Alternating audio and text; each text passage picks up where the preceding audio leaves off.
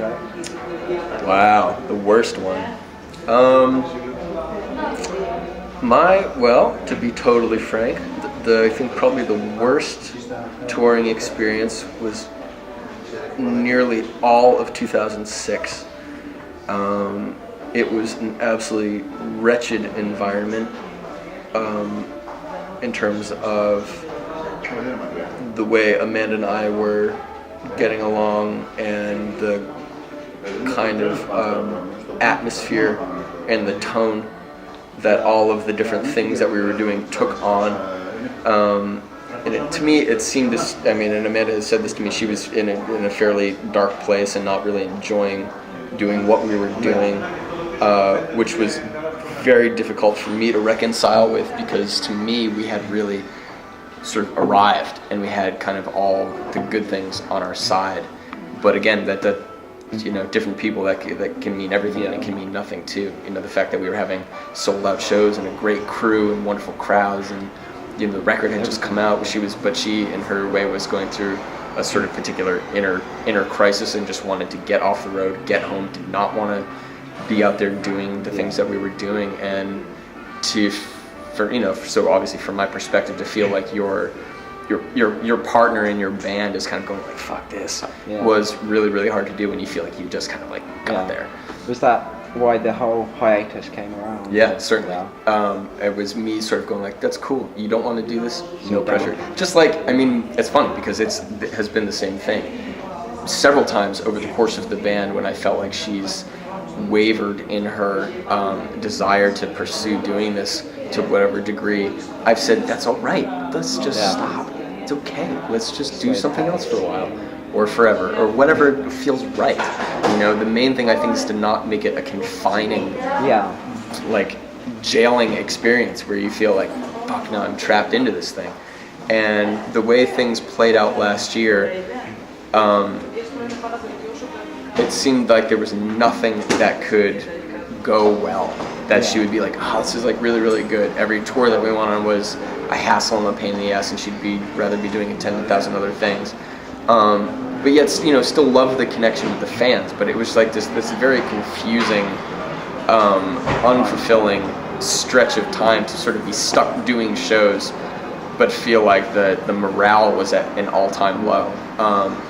So that was tough. That was really, it made me want to like quit for good and just say like, well, that's cool, but why stick around when you can't progress? Yeah, it's like I'm in this because music for me is like this joyful, wonderful experience to go out and share with people. And if it's not that for the only other person in my band, then that's time to re-examine the direction of where we're going.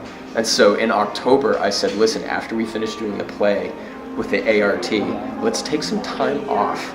You clearly have not been enjoying the time on tour. You write about it in every one of your blogs. You tell every interviewer I'm sitting with you that, God, I wish I was home and I can't stand being around the crew and all this stuff. And after a while, that gets hard to take. And so I was like, let's deviate from our path of just be on the road all the time, constantly, try to think about the new record and all that sort of thing. And I think it was the healthiest thing for us to do. Certainly for me, Amanda will always sort of say like, you just left, but I didn't just leave. I needed to like draw space and have that time. And say like, this is my boundary. And people again too, we handled it in a very diplomatic way about the way the Shores of California video came about. But in a way, I felt like that was a very underhanded way to kind of get back, because I had said I need 6 months clean from the Dolls, and then all of a sudden I hear that the idea of, well, let's go make the Shores of California video without Brian, and I was like, that's interesting.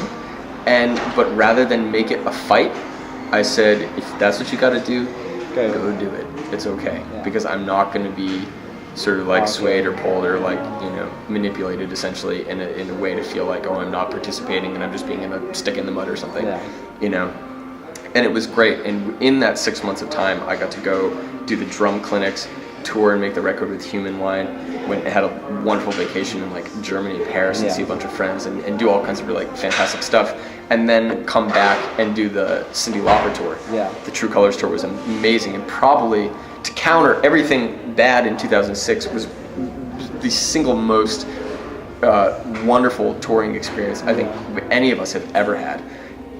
Getting to be a part of that environment where everyone, you feel like you're working for a cause. Everyone's attitude is super friendly and professional and respectful, and it was great. And it sort of restored us and sort of was like the refueling I think that we needed to say like, great, let's continue on, let's think about doing some other stuff. But rather than just rush into like booking another tour, we decided to say, well, let's take the next 6 months of 2007 and continue to do the things that we wanted to do. And so, Amanda had begun work on her solo record, and I was doing shows with the jazz band, and then later on found, work with Jesse Malin and stuff like that. And then, seeing where things go too. So it's good to not just always like rush back into things and go like, oh God, everything's okay now.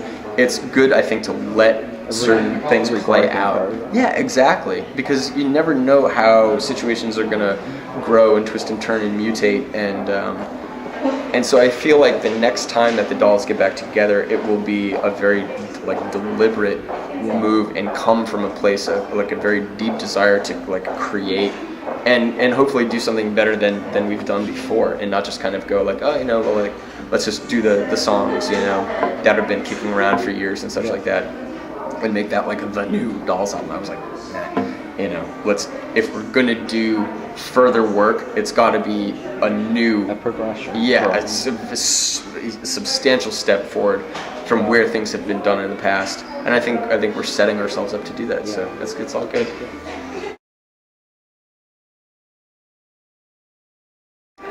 No, I haven't gotten nervous before I've played in a long time. I'll like on occasion get that kind of like adrenaline rush, and that's always good. That's always a good sign that it's going to be a good show. I've noticed that's pretty consistent. No, I don't know. I've had such a deep love for playing and doing the that's like, I've never felt like any pressure, like oh God, what if I mess up or something like that. I mean, I've like fallen on my ass like so many times during shows or whatever. Just like I feel very little shame or embarrassment. If something does happen to go wrong or so, there's never really any pressure like that. I just love it. It's what I love to do, and to be able to share it with people is the greatest gift ever. And I feel very fortunate in that sense.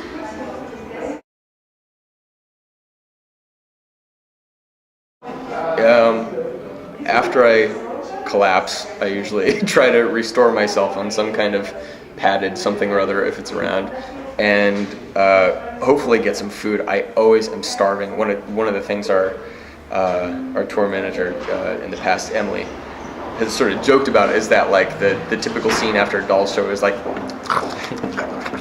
and like this kind of foraging. Everyone's eyes are kind of like bugging, looking for food. But my cutoff point, I don't generally go out after shows to hang out because my energy literally just goes. I can ride the energy from the show for about 40 minutes, and then after that I just want to collapse in bed. So yeah, I usually try to get some good food in and a shower when possible. But I don't know, just kind of like bask in the glow. It's a huge endorphin rush too. That kind of energy, I'll usually come off like drenched in sweat and like chest heaving, just kind of like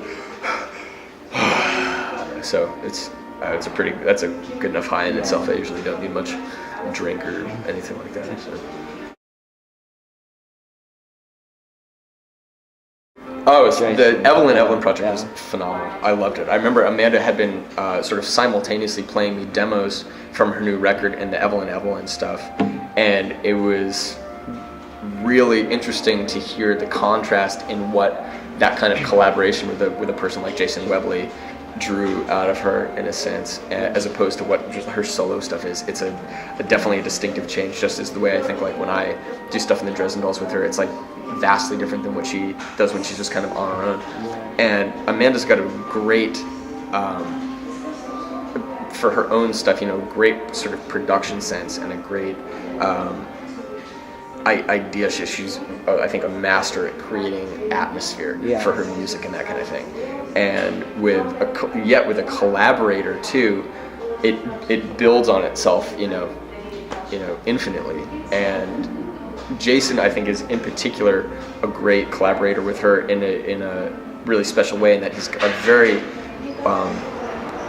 witty and intelligent lyricist and songwriter. Yeah. And he finds ways to kind of like fill up those particular, cracks and crevices and like in works. There were things where she might not quite hear it. Jason would go like, it's right here. Yeah. So that was like a really exciting collaboration here, because Jason's amazing in his own right too.